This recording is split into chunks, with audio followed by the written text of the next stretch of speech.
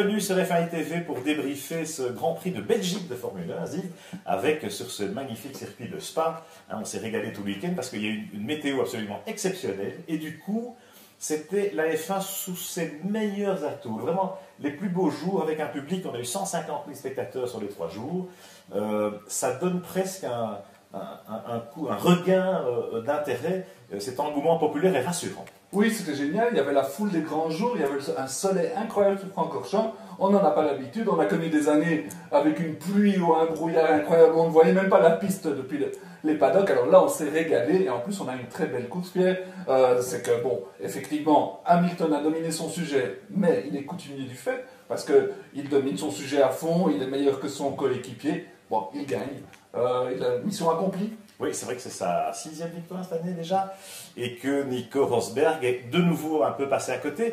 Cela dit, j'ai envie de dire, il n'a pas de réussite, Nico. On s'est rendu compte déjà vendredi, il était tout à fait dans le coup. Il était très rapide tout au long du week-end. Pendant la course, il était au moins aussi rapide que Lewis, et je pense qu'il était même plus rapide dans certains segments du Grand Prix. Il y a eu cette crevaison spectaculaire déjà aux essais de vendredi à Blanchimont.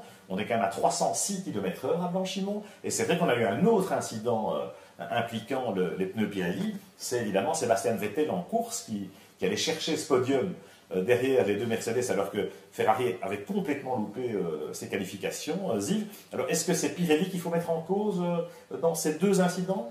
Mais écoute, d'un autre côté, on parle de course automobile, on parle de très haute vitesse à cet endroit, et un incident, ça arrive, et puis Pirelli avait prévenu, semblerait-il, qu'un arrêt était un peu risqué, donc bon, à un tour près ça passait, hein, donc le podium était à la clé. Moi je trouve que Vettel ne devait pas incriminer Pirelli plus que ça. En revenant au sujet de Nico Rosberg, moi je ne suis pas d'accord, je trouve qu'il a été dominé hein. En Q1, Q2, Q3, Lewis Hamilton lui mettait toujours ses 3-4 dixièmes en Q2, Nico est devant. Dont il était coutumier. Et moi, en Q2, Nico est devant. Mais en Q3, l'addition était quand même salée, et donc voilà, il semble clair qu'il y en a un qui est le premier pilote et l'autre le deuxième pilote. Alors c'est vrai que c'est vrai en ce qui concerne les résultats bruts. En revanche, je pense qu'il y a une deuxième lecture qui est utile et que Rosberg, je trouvais que Rosberg n'était pas trop déçu quelque part. Alors il y a un heureux événement dans la famille évidemment cette semaine, mais il relativisait pas mal. Alors peut-être qu'il devient philosophe et qu'il adopte une attitude un peu à la Gerhard Berger, hein, pour parler comme Gerhard d'ailleurs, hein, qui avait dit que voilà, en réalité Rosberg était effectivement le lieutenant de Hamilton et pas l'inverse. Alors Ferrari, donc cette polémique Pirelli, moi je pense quand même que la prise de risque par Ferrari de faire un seul arrêt, 27 ou 28 tours avec un seul train, sur Spa, vu les températures qui étaient élevées et vu les caractéristiques du circuit, c'est vrai que c'est limite dangereux, parce que là on est passé quand même à 2 doigts de la catastrophe. Donc, comme disait très bien Paul Embury après l'arrivée, eh bien, si les teams prennent ce genre de risque inutile ou excessif, c'est un peu la situation en 2013 avec les pressions de pneus, tu te souviens, Pirelli disait, ben, dans ce cas-là, on va imposer aux équipes un nombre de tours maximum avec un train de... C'est vrai que peut-être qu'ils auraient dû être plus clairs et dire aux écuries, écoutez, ne faites pas le pari d'un arrêt, ils n'ont pas été hyper clairs, mais d'un autre côté, bon, ce genre de stratégie, c'est sympa à voir, ça donne l'occasion à Vettel de remonter de la 9e place sur la grille à un podium éventuel. Maintenant, le coup est passé bien près. Alors c'était un peu artificiel évidemment ce podium de Vettel, puisque c'est grâce à ce coup de poker stratégique. Le podium est revenu, je dirais, à la régulière, méritoirement, à Romain Grosjean. On va reparler de l'exploit de Romain et de la situation de l'équipe Lotus Renault dans la deuxième partie, mais il y a eu d'autres très belles courses dans le peloton dimanche après-midi, Ziv. Je pense à Sergio Pérez avec la Force India, hein, qui part quasiment en tête, après être qualifié très haut sur la grille.